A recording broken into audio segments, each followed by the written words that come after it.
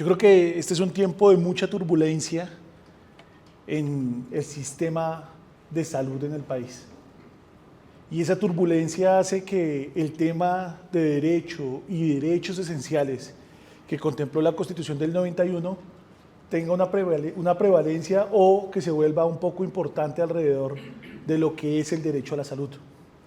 Porque al final de cuentas yo creo que el constituyente en el 91 pudo ver que qué pasaba si el sistema que se estaba planteando en ese momento de salud, un sistema de salud mixto, ya no solamente público, empezaba a tener los problemas que hoy estamos teniendo, pues tenía que haber una protección rápida e inminente de los derechos esenciales de las personas. Y ahí contempló el derecho de petición, la tutela, bueno, y otras cosas. Ahora bien, ese avance en el derecho de la salud ha venido sobre todo, más que por la vía política, ha venido por la vía jurisprudencial. En el principio, cuando arrancó a estar en tendencia el tema de la protección del derecho a la vida, no se habló en sí mismo el derecho a la salud como hoy se habla técnicamente. Se habló fue el derecho a la vida y por conexidad se hablaba del derecho a la salud. No hablábamos de la disposición del derecho a la salud como esencial, sino que lo volvimos esencial vía jurisprudencialmente al derecho a la salud por la conexidad que existía. Luego empezaron a generarse unos test de racionamiento por allá con un abogado español, Manuel Atienza, y hablaba de los test de ponderación. Y en esos test de ponderación empezamos a contemplar el derecho a la salud como un derecho esencial y por esa vía hoy podemos ir directamente a alegar el derecho a la salud. Creo que el primer paso en esa expedición del derecho a la salud debe ser el derecho de petición. Conocer cómo se construye, qué se hace alrededor del derecho de petición es esencial para poder proteger dicho derecho. Vamos a empezar de allá hacia acá. Yo creo que es esencial, por ejemplo, antes de la tutela, realizar un buen derecho de petición. Por una razón esencial, porque el derecho de petición me da 3 momentos o 4 momentos. Puedo quejarme, puedo reclamar, puedo pedir y puedo solicitar ser informado. Entonces, como me permite esos 4 elementos, se vuelve una buena acción inicial para que en la tutela no me la vayan a negar porque no fue subsidiario. Ya voy a explicar qué es ser subsidiario. El marco legal es muy sencillo y no requiere mucha disposición. Invocar el artículo 23 de la Constitución Política. Cuando se hace el escrito derecho de petición, lo que invocamos es el artículo 23 de la Constitución Política, que está anclado a un derecho fundamental que se llama ser informado. Todo colombiano tiene derecho, o extranjero tiene derecho a ser informado. ¿Ser informado en qué? En todo, a no ser que implique seguridad nacional. Por todo lo demás, yo tengo derecho a ser informado. Entonces, vamos al tema de la salud. Tengo derecho a ser informado, solicito a la clínica tal que me entreguen mi historial clínico y los exámenes que me realizaron. Yo lo pido, lo solicito como derecho de petición. Tienen 15 días hábiles para entregármelos y yo los reclamo. O me lo entregan. Ahí estamos en el marco legal del derecho de petición. Resolución de problemas. Y ahí es donde venía que por qué consideraba que era mejor iniciar el del derecho de petición y no la tutela inicialmente. Porque en esa resolución o en ese momento, cuando yo voy a hablar de resolución de problemas, yo puedo hacer la solicitud y anexo lo copio a la superintendencia. Entonces yo hago todos vías en el mismo acto. El primero le solicito a la EPS que por favor me entregue o me autorice o me dé o me informe y al mismo tiempo lo copio a la Superintendencia de Salud y hago todos vías del mismo lado. Prestación de servicios. Entonces es lo mismo que venía explicando. O solicitud de información. Entonces, recuerden que por medio del derecho de petición resuelvo problemas, solicito servicios o solicito información. Por eso es mejor iniciar por el derecho de petición.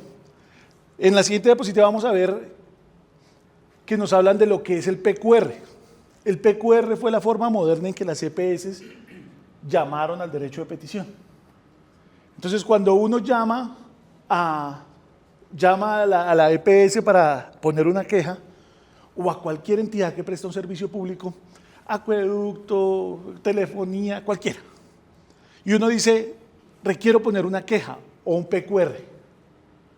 El PQR se da en el marco del artículo 23 de la Constitución Política. Debe ser tomado y entendido como un derecho de petición. Entonces, cuando usted empieza a dictarle el PQR a la señorita del servicio o al señor del servicio, lo primero que uno le dice, solicito sea tomado y entendido como un derecho de petición. Inmediatamente, ese va a tener unos términos legales para ser respondido y no pueden ser otros y deben ser entendidos en esos términos y en esos tiempos.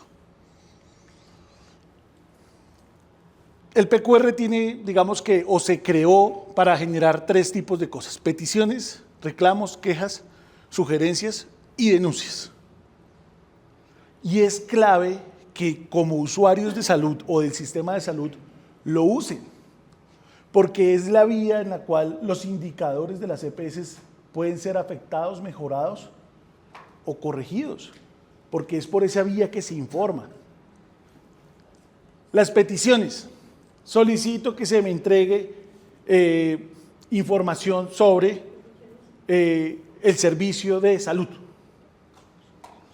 Esos elementos de solicitud de servicio nos entregan a nosotros, o de quejas, reclamos, sugerencias y denuncias, le dan a ustedes, bueno, ahí quiero tocar un tema que se me estaba pasando. Cuando usted termina de hacer el PQR, le dan un número de radicado. Clave y esencial es que ustedes tomen ese número de radicado. Cuenten los términos que tiene el derecho de petición, que son 15 días hábiles, que aproximadamente son 3 semanas, para que puedan volver a llamar y consultar si, qué pasó con la solicitud que usted hizo. Sí. Pero realmente el PQR-SD tiene mayor alcance del derecho de petición, ¿es lo mismo? ¿Cuál es la diferencia? El PQR lo que pasa es que es una forma, o se creó como una forma express del derecho de petición. Es decir, simplifica el acceso, lo tecnificó. Entonces ya yo no lo hago a través de el memorial o el escrito que yo hacía normalmente, y era respetado señor, reciba un cordial salud, sino que yo lo hago vía telefónica, vía internet.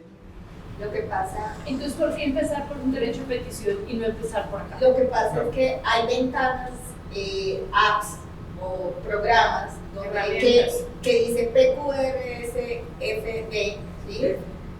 DF, exacto, y directo te saca la lista de lo que puedes presentar, y dentro de la lista de lo que puedes presentar dice derecho de petición, y a su vez te clasifica los derechos de petición, si es de salud, si es administrativo, si es tal cosa. Entonces tú vas siguiendo la ruta que te da la aplicación para que a través del PQRS te quede como derecho de petición. Las aplicaciones te van dando la ruta. Lo que pasa es que no es excluyente. Perdón, tengo entendido que es que hay que agotar las vías, ¿no? Agotar vías. Sí, hay que agotar las vías, ojo. Las vías se agotan, pero las vías se agotan para poder, por ejemplo, acceder a la tutela o a las actividades o a las acciones que son jurisdiccionales, es decir, a las que yo voy a ir a entablar una demanda contra la entidad. Es decir, el primer momento de ese PQRS o SD no es realmente excluyente con el derecho de petición. Lo que pasa es que el derecho de petición en sí mismo termina siendo un poco más formal, porque yo lo entrego por el canal institucional que la entidad determinó que era, en un escrito oficial. El PQR yo lo puedo terminar entregando por una llamada, por un correo electrónico que está en el canal dispuesto para PQR. ¿Sí me hago entender? ¿Estoy siendo claro? Ok. Entonces, el PQR-SD, que normalmente se conoce como solo PQR, me permite esos elementos. peticiones, quejas, reclamos, sugerencias y denuncias. Tenemos clara la diferencia entre lo uno y lo otro. Entonces, quiero hacer un poco la aclaración de qué son peticiones. La petición, y puede parecer básico, pero no lo es, la petición es lo que yo estoy solicitando. Solicito que se me entregue el medicamento tal, el parche tal. La queja. Fui y me senté y estuve esperando la consulta con el especialista y no me atendió. Queja. Reclamo. Fui, me entregaron el medicamento y estaba vencido. Se me ocurre. Sí. Sugerencia. Solicito que en la sala de espera coloquen sillas cómodas. Esas sillas, yo sufro de la espalda y me genera Y denuncias. Mal procedimientos. Entonces, ya cada una va tomando unas vías distintas. Entonces, por ejemplo, caso que vi hace un tiempo, se le hizo un legrado a una señora y el legrado quedó mal hecho. Dejaron restos del legrado. Producto de eso tocó repetir el legrado a los 15 días. Y no hubo ninguna posibilidad de controlar o verificar que estuviera bien hecho. ¿Qué hago ahí? Denuncie.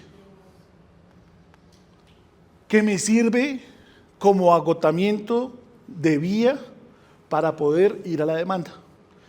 ¿Esa denuncia es al médico, a la institución, a la compañía, a todo? Inicialmente esa denuncia debe ser a la institución. Uno puede denunciar al médico en la denuncia. Ojo, sí, ojo, en la denuncia, pero por ejemplo, en esta denuncia, a diferencia del derecho de petición, yo en el derecho de petición sí puedo pedir, por ejemplo, la información del médico tratante, la información del procedimiento, la información de los exámenes hechos. Ojo, en el derecho de petición. Si ven que ahí se empiezan a deslindar un poco los alcances del uno y del otro. Sí.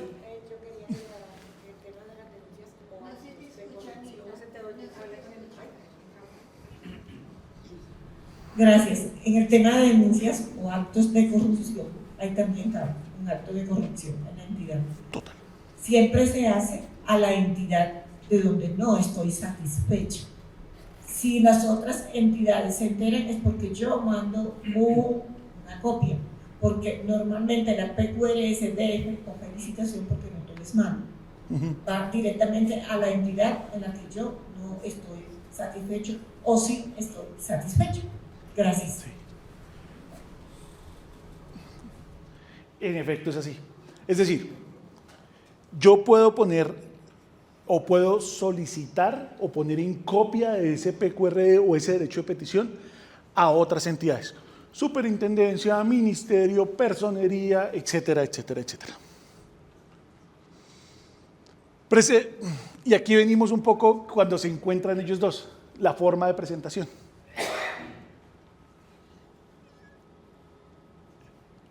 Miren, generalmente cuando el paciente o el cuidador presenta el derecho de petición, el derecho de petición y tutela, vamos a ir a los dos mundos, no pide bien, no hace la petición bien hecha, no escribe juiciosamente lo que necesita y lo que quiere. Entonces, escribir una carta o correo claro y respetuoso. Y ambas cosas, claro y respetuoso, son necesarias y son importantes. Porque la Constitución y la norma, el Código Administrativo, determinan que si la petición no es respetuosa, no será tenida en cuenta. Si usted lo que escribe es, mire, viejo hijo, ya. No sigue. Su PQR, su derecho de petición, no será tenido en cuenta. ¿Sí?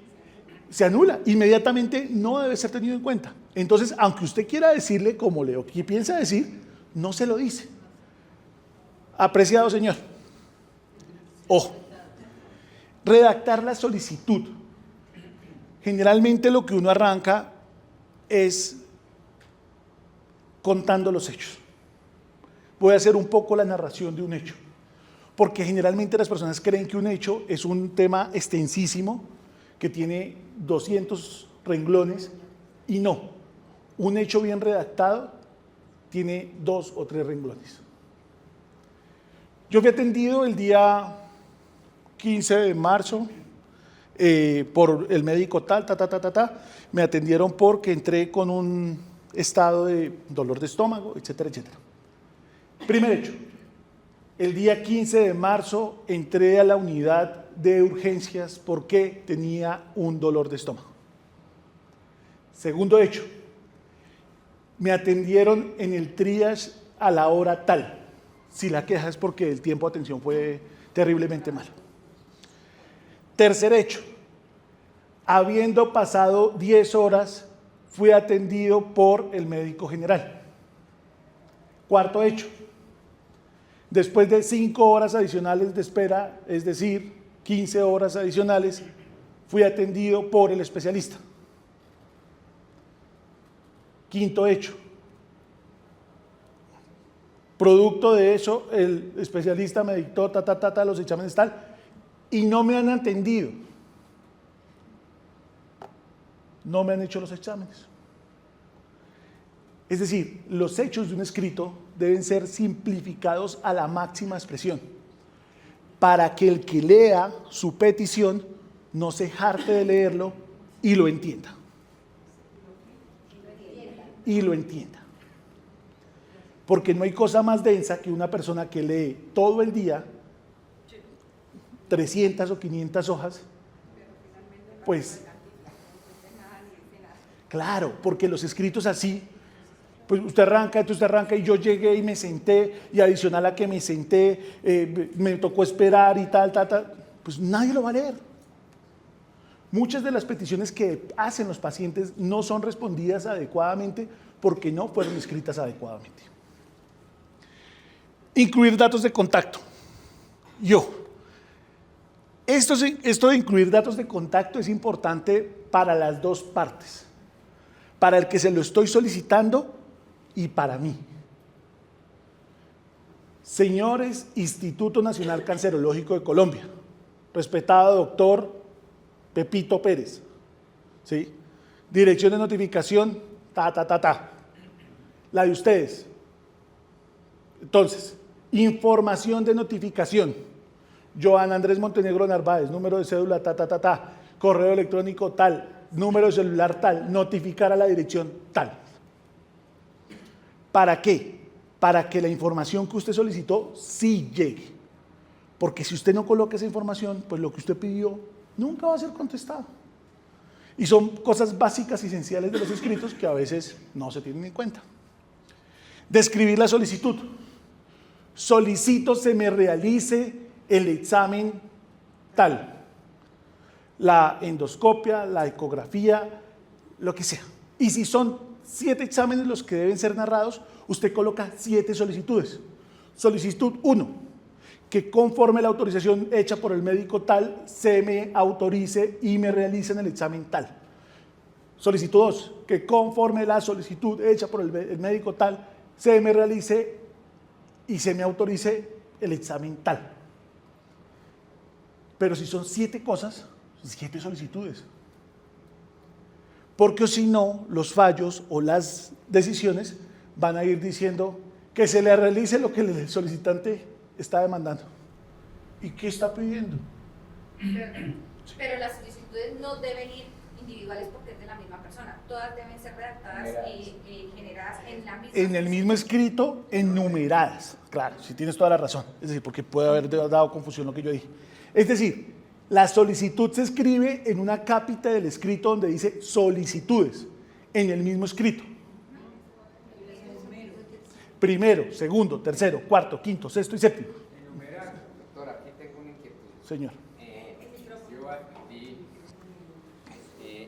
Yo atendí un problema de un accidente automovilístico. Se llamó al hospital para que enviaran la ambulancia. La ambulancia de donde hubo el accidente al hospital había 10 minutos. Sí. La ambulancia llegó 1 hora 30 minutos después.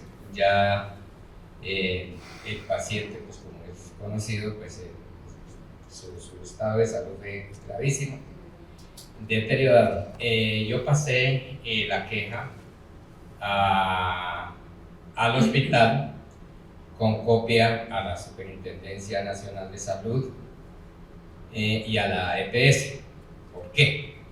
Porque son dos tres entidades que tenían que ver Con el esa servicio situación. de la ambulancia.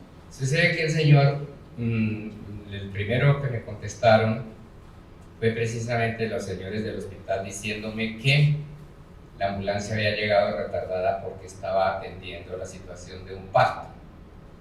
Dentro de la investigación que hice personal, sucede que era mentira. La ambulancia no estaba en ese servicio. Había una paciente sí de maternidad, pero estaba atendiendo la otra ambulancia porque hay dos. Conclusión, simplemente me contestaron de que estaba prestando ese servicio y que por tal motivo se había sido la demora. Ahí, en ese caso, ¿a dónde podía yo acudir? ¿Por qué? Porque simplemente dieron esa contestación. Entonces, esa parte sí no la tengo clara porque eso hace, pues no tenía ese conocimiento de cómo era el procedimiento de eso.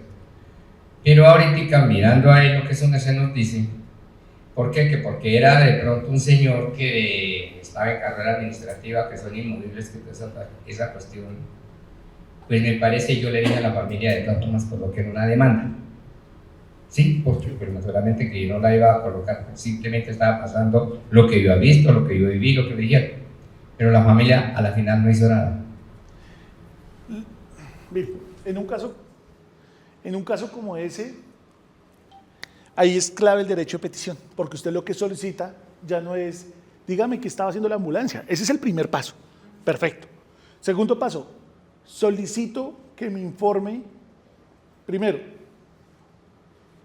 otra vez la misma pregunta, ¿qué estaba haciendo la ambulancia? Segundo, entrégueme las planillas de llegada y de salida y las órdenes que se dieron para que la ambulancia se dispusiera para dicha emergencia. Tercero, entrégueme las cámaras del hospital cuando llegó la ambulancia y entregó la paciente.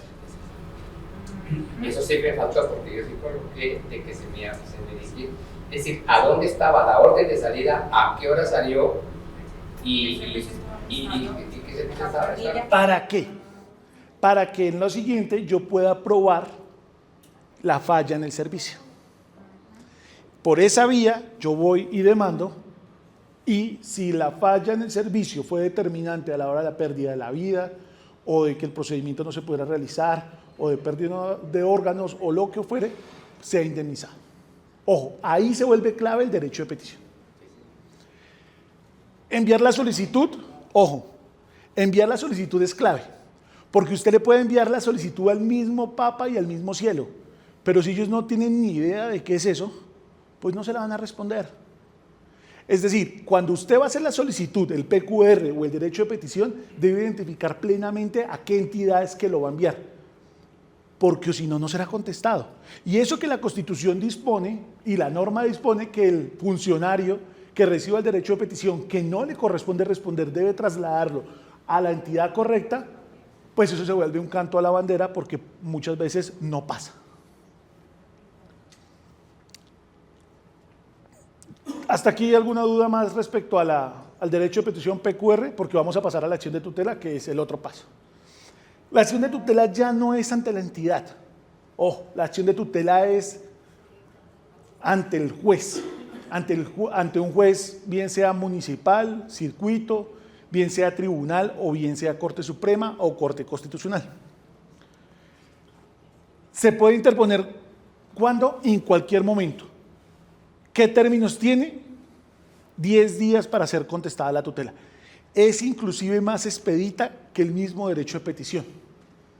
Pero la tutela, para que sea respondida favorablemente, debe cumplir 3 requisitos. Ojo, inmediatez, subsidiariedad, inmediatez, subsidiariedad, y debe estar temporalmente determinada. Ya les voy a explicar por qué. Bueno, y inminencia de la pérdida de un derecho fundamental o de la violación de un derecho fundamental. La inmediatez data de que el tiempo en que yo solicite el derecho esté determinado con el riesgo inminente de violación de ese derecho esencial. ¿Sí? Es decir, voy a decirle al señor juez que tengo un riesgo a la vida y voy a interponer la tutela un año después del servicio solicitado. Entonces el juez me va a decir, señor, pero pues si está en riesgo su vida y es inminente que se va a morir, pues se iba como demorando, ¿no? No fue tan inminente la muerte. No, la inminencia de la acción de tutela se da de la cercanía con el daño que está a punto de generarse. Ojo. La inmediatez o la subsidiariedad data de que yo ya agoté todas las vías administrativas posibles para que mi derecho esencial fuera protegido, señora. O sea, debería haber enviado primero un derecho de petición. Sí, sí, pero no. Eso es particular. Porque si yo lo que necesito es una cirugía a corazón abierto porque mi corazón ya no dio más y yo ya radiqué todos los papeles que el médico me lo autorizó y la EPS pasaron 20 días, un mes y no me lo autoriza, pues no hay derecho de petición que valga, porque el derecho tiene que ser protegido inmediatamente. ¿Sí? Pero si yo lo que estoy solicitando es, por ejemplo, un medicamento, el medicamento lo solicité, radiqué la autorización, coloqué el PQR o el derecho de petición, sea lo que yo haya tomado, y no pasó nada, pues voy a la tutela y me la van a dar. Pero si yo no lo radico, puede que el juez me diga, mi amigo, no es subsidiario, usted no agotó toda la vía, le quedaba el derecho de petición. ¿Estoy siendo claro? Y debe haber inminencia de un derecho esencial para ser violentado. Es decir, debe haber un riesgo inminente de violación de derecho fundamental. Entonces, si yo requiero un medicamento y solo con ese medicamento, por ejemplo, vamos a usar el tema de los parches, que yo hablé ahorita de los parches. Entonces, esos son parches para el dolor, ¿sí? No me los dan. Yo agoté todas las vías. Yo hoy no voy a alegar derecho a la vida, porque yo sin el parche sigo viviendo. A la salud y a la dignidad humana. ¿Sí? Entonces yo alego ahí, ya no alego a la vida, porque la vida no está en riesgo. Es decir, yo puede que me rompa el dolor, pero sigo vivo. Entonces hay médicos que me pueden decir, no, pero el umbral del dolor, eso puede causar un daño neurocerebral, pero sigo vivo. Entonces se deben cumplir esos 3 requisitos, ¿no? Puede presentarse ante cualquier juez de la República y en esto sí se cumple eso, de que si yo radico la queja, o la tutela, perdón, radico la tutela y el juez al cual yo se la radiqué, entonces fui y se lo radiqué al Tribunal de Cundinamarca, el Tribunal de Cundinamarca lo recibe y me dice, yo no soy competente para conocer de la tutela, se la envío al juez civil del circuito de Bogotá porque él es el competente para conocerla y él tiene que estudiarla. ¿En cuánto? En 10 días. Ahí sí se cumple. Perdón, ¿y cuánto tiempo tiene el juez que la recibió y que no era competente para enviarla? ¿Al término? Es inmediato, porque tienen él y el otro 10 días para responderlo. ¿Esos 10 días son hábiles? Sí, señor. Gracias. Sí y no.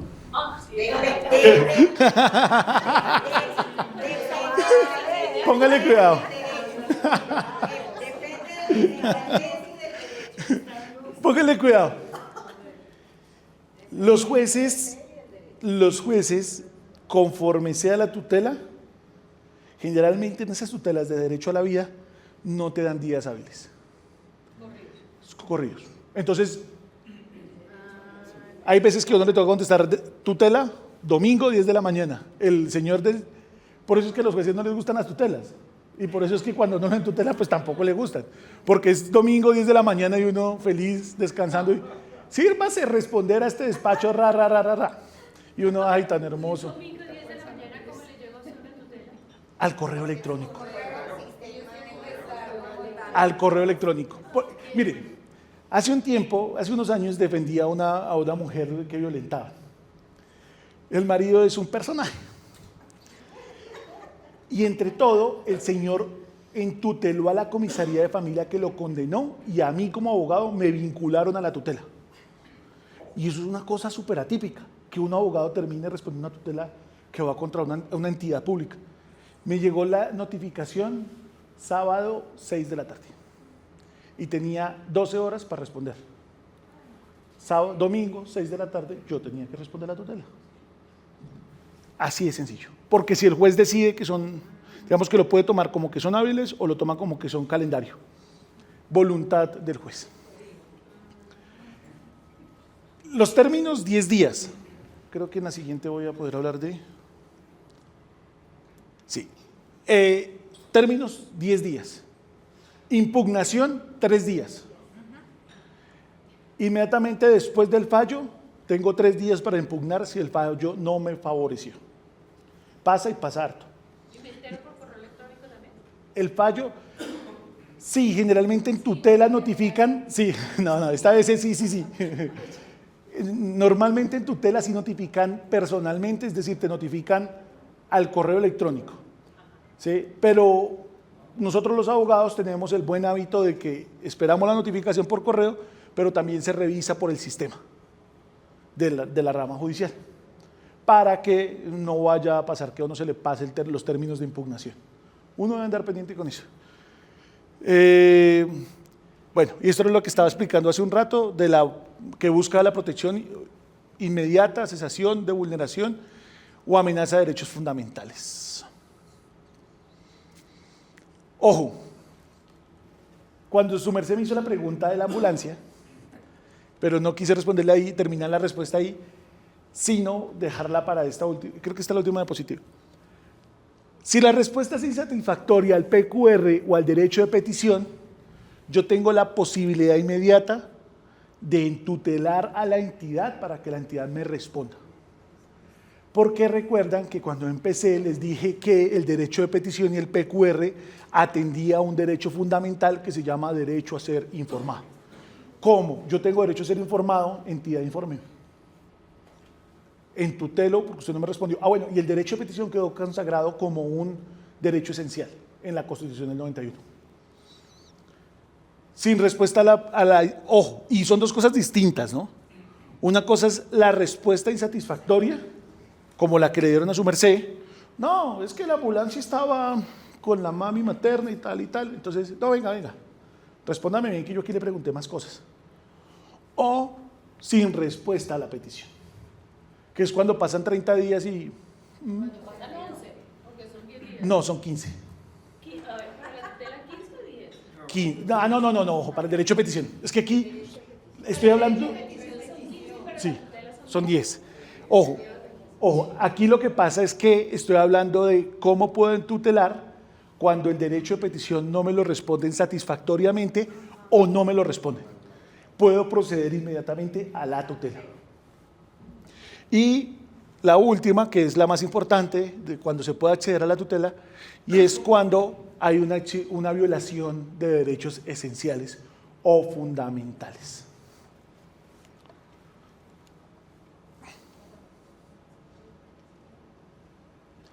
La acción de tutela es casi que las mismas reglas del derecho de petición en cómo se escribe. Hay unas cositas adicionales que ya se las voy a decir. Detallar nombre de la persona y datos de contacto. ¿Quién soy? ¿Sí? Identificar al accionado. Señores, Instituto Nacional Cancerológico. Los pusimos de ejemplo. Describir los hechos, lo que yo les decía. Ordenaditos y simples. Citar los derechos violados. No se me está violando el derecho a la salud, se me está violando el derecho a ser informado, se me está violando la dignidad humana, derecho a la vida, etcétera, etcétera. Los fundamentos jurídicos que no son tan necesarios, sobre todo cuando la persona que hace la tutela, pues es un ciudadano que no es abogado, pues no es necesario y por eso no se va a caer la tutela. Declaración jurada, y ojo, esto es clave. La declaración jurada debe ser que por los mismos hechos no ha interpuesto otra tutela. Yo no puedo interponer una tutela 2 veces por los mismos hechos. Aunque haya pasado el tiempo esperado de la tutela. Claro, porque tuvo que haber sido fallada. Y si la situación es la misma y ya me fallaron y me dijeron que no, pues no, y si no cambió la situación, no hay lugar. Lo que pasa es que si eso no es así, se podría abusar del derecho. Porque entonces yo podría coger la misma tutela y enviársela a 10 juzgados distintos, a ver cuál me falla a favor. Que algún personaje político de esta ciudad alguna vez lo hizo.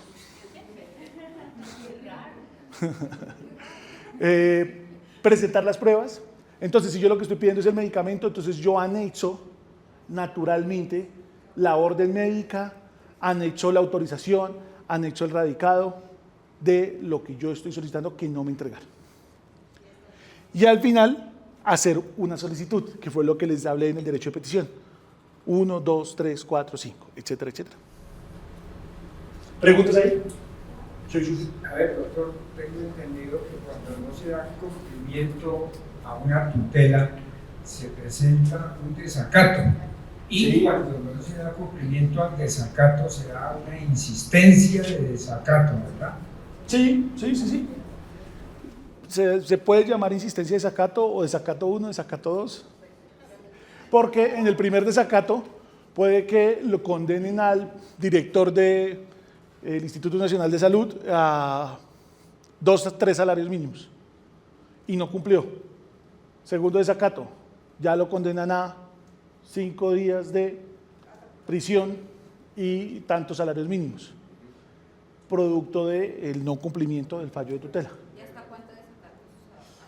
Pues si una persona después de ir para la cárcel o estar 5 días guardado y adicional tener una sanción pecuniaria no acató el fallo de tutela, yo creo que él ya está en manos de la Fiscalía. Es decir, ya a él se le puede denunciar por prevaricato. ¿Quién hace el seguimiento? La persona que... El juzgado. El juzgado. Es decir, uno hace el seguimiento, pero uno es el que informa al juzgado y el juzgado es el que le hace seguimiento.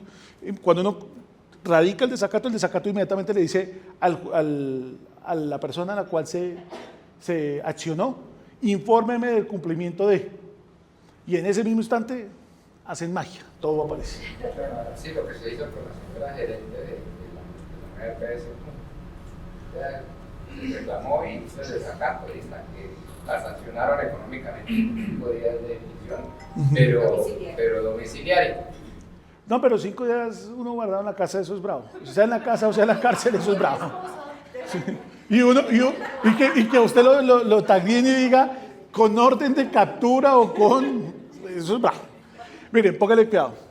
¿Quién puede presentar la acción de tutela? Cualquier persona. Puede ayudarle a la Defensoría del Pueblo, un familiar, la personería. Usted se puede acercar a un consultorio jurídico, un abogado que ustedes contraten. Nuestra firma se fundó, Cohen Abogados se fundó porque un paciente con cáncer nos contrató para una tutela.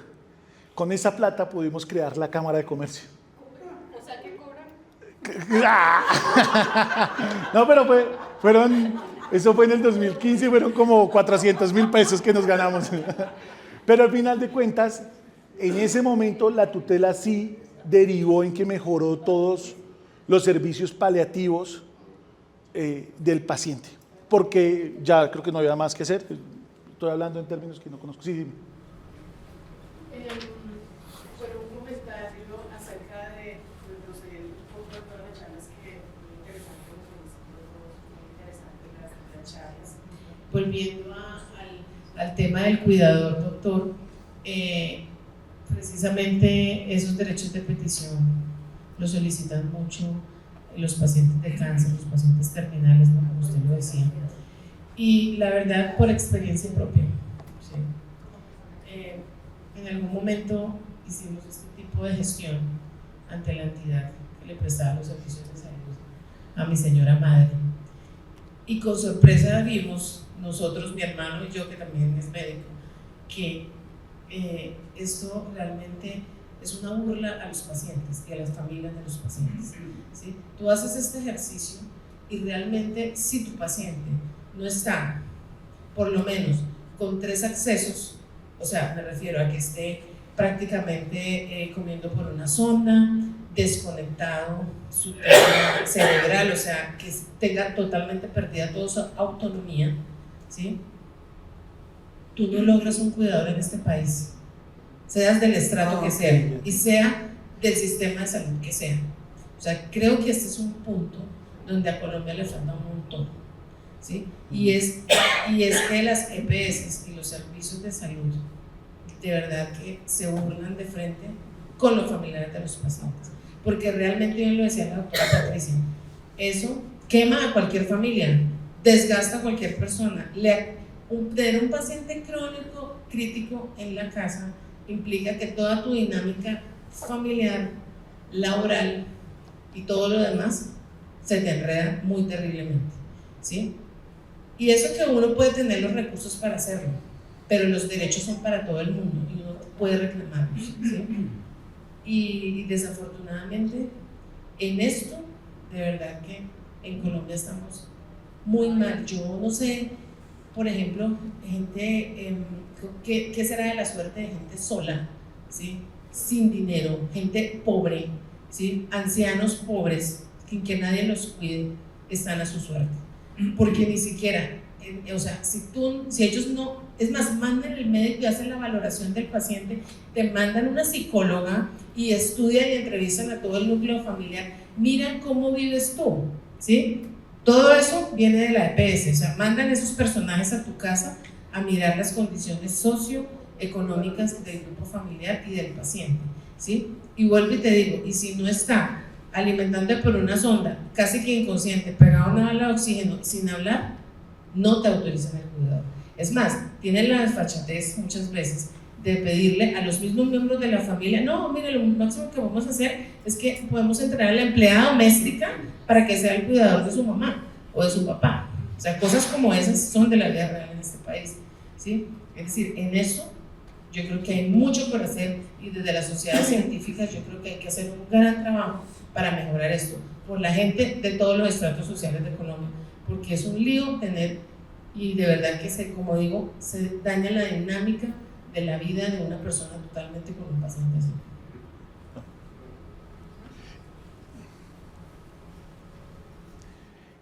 Y eso que cuando se trata de cuidador pensionado, es decir, ahí alrededor de los cuidadores hay más derechos que no se explotan bien en el país, porque el sistema pensional contempla que cuando el cuidador es pensionado y es cuidador, hay un 14% más de pensión para esa persona por ser cuidador. Pero, por ejemplo, son cosas a las cuales la gente no puede hacer. Con el fondo de pensión, debe hacerse, yo creo que esa solicitud debe hacerse a través de abogado y ¿Eso es un derecho de petición? eso es una solicitud ante el fondo de pensiones, al fondo de pensiones, por ejemplo. Sí lo conozco. Eso se hace al fondo de pensiones, pero tiene que haber las pruebas. Ya solicitaron las pruebas, si esa persona está atendiendo. Así puede ser la misma esposa o el esposo. Y ese 14%, pues, eso también depende muchas veces también de los abogados. Eso también depende mucho de los abogados. Pero sí ese 14%, por ejemplo, por pensiones, eso se ha ganado. Pero Doctor en Yona. ese- Señor. Esto de las tutelas, cuando ya la falla, se convierte en ley. Por ejemplo, sí, o sea, porque es que no tiene caso de que cada paciente tenga que conseguir lo suyo, pero entonces, por las mismas razones, el otro tenga que pedir hacer la misma tutela, hacer una tutela donde las condiciones son las mismas y donde en otro tipo de derechos los juzgados se convierten en ley. Sí, total. A ver, es claro que las sentencias judiciales, sea de tutela o sea sentencia por un proceso normal, hacen tránsito a cosa juzgada y se vuelven de obligatorio cumplimiento. Si yo, como funcionario público, no cumplo el fallo de tutela, pues estoy en camino a estar en prevaricato por omisión o por acción, conforme sea. Y creo que ya por último, decisión, entonces vamos a hablar del fallo de tutela. El fallo puede ser favorable, que si es favorable normalmente se dan 48 horas para que sea cumplido, y si el fallo es desfavorable, el demandante tiene 3 días para apelar para que el superior funcional del quien falló pues tome una decisión. Y muchas gracias por haberme escuchado.